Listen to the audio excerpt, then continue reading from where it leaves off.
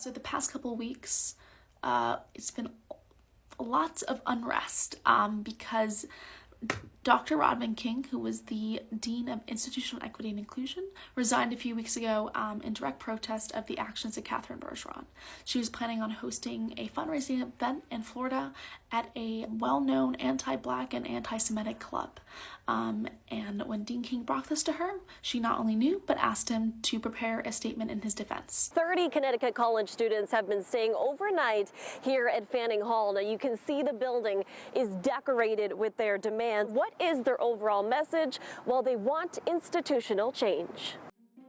So much happened in the spring of 2023. My name is Ryan. And my name is Stephanie. And we're filmmakers at Connecticut College. At our college, students rallied together with several demands. Their main demand being the resignation of our now former president, Catherine Bergeron. Over the course of a month, we conducted interviews to grasp how the community feels 10 months after the scandal. Join us as we take a closer look into last semester's Fanning events by interviewing students who were involved. We first asked students what their initial thoughts were of what Catherine Bergeron had done. My initial thoughts, I was a little overwhelmed. Being a first year, in my second semester, I was already going through a lot, especially just transitioning and stuff to college. But to hear that somebody who's supposed to be inclusive and pushing equity had done something like that was very overwhelming to hear, and I was really disappointed. Having this sense of instability and it hitting home with DEI and being a student of color on campus, I was honestly just scared. Like, I didn't know what was going to happen or what the school was going to do about the situation. In general, how do you feel about being a person of color in a PWI?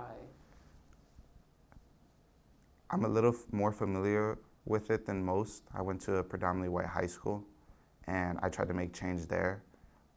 So I just want to make change here.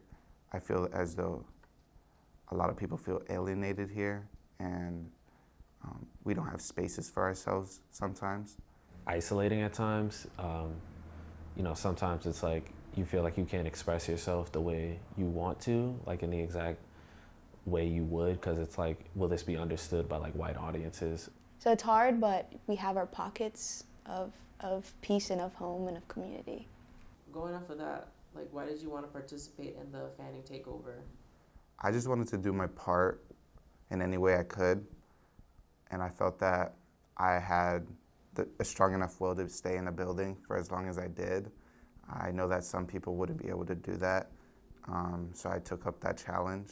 For me, it was always just I don't want to have a movement come by and then for me to be what did I do? How did I contribute? If I want to, if I care passionately about something, I want to do something about it. When hearing about the situation, I was okay, this is our opportunity as students to come together, to be united, and to have a voice. Because I think that was one of the main roots of this, is that the students were feeling unheard. Did you expect to live in Fanning for almost 2 weeks?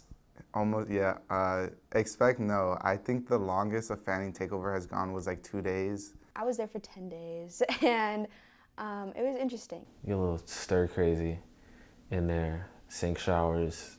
We were sleeping on the floor. You had multiple people in a room that maybe had never seen each other before, and having to learn how to take a shower in a sink. Yeah, it's not the best, but when you're living in a building for 10 days, you gotta make do with what you have. And then navigate with other people how breakfast, lunch, and dinner was gonna look. Eventually, you get into a routine, you find ways to pass the time, and then there's protests going on outside. So you go to the window, you get to watch, yell from the window. So people looked out these windows? Yeah, so this class and the class over, nobody really lived in here in these two rooms. So we actually put posters. I don't know if I'm allowed to. You could open it. We took these screens out and we put signs along these windows, and people were standing out there cheering us on. But this was it was very powerful of a moment for us, A lot of pictures were taken. I asked for my face to be blurred because I didn't know how the school was gonna respond.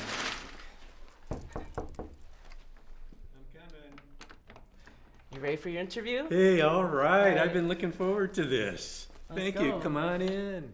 I was very impressed. You know, they weren't breaking things and yelling. They had a very good agenda. I thought it might have been the most intelligent effort by students that in my career. I would have to hand it to them. I hated to see what happened, you know, a good friend moving on from the position. I read all the stuff that the students put out and put on the walls. I thought they were the most articulate statements from students that I had read in a long time. You know, I wasn't the president then, but if they were doing it to me now, I would pay attention to what students wrote. I'd listen very, very carefully. President Wong made a presidential task force to specifically address student demands and figuring out how we can meet those demands, and then it actually does feel like things are getting done. I think it's too soon to say anything for sure. The problems that we brought up are very deeply institutional, and I think that those take time to change. It's a hard job, right? He's trying to fix a lot of things that are obviously institutional and systematic, but also like he's just coming in and he knows he's only temporary. So I think he's doing a really good job. And then also like interacting with students. Like he's very present on a campus and a lot of the events. Like I like seeing him as a familiar face. The beauty about Khan is people will tell you what's on their mind. They've been pretty honest, you know, and I just thank them for that. I think that the rudiments of a powerful culture are already here, and I think sort of the recovery from last spring is underway. I'll feel good that I helped get that started. After hearing from all of our interviewees, we're able to understand that issues like these aren't solved in a day, let alone 10. But it's reassuring to hear that all of that work put into the protests last semester have made a difference, even if that change isn't noticeable yet. As we move forward, it's important as a community to remember historical events like these that help set the wheels in motion for a more welcoming space for minorities at Khan.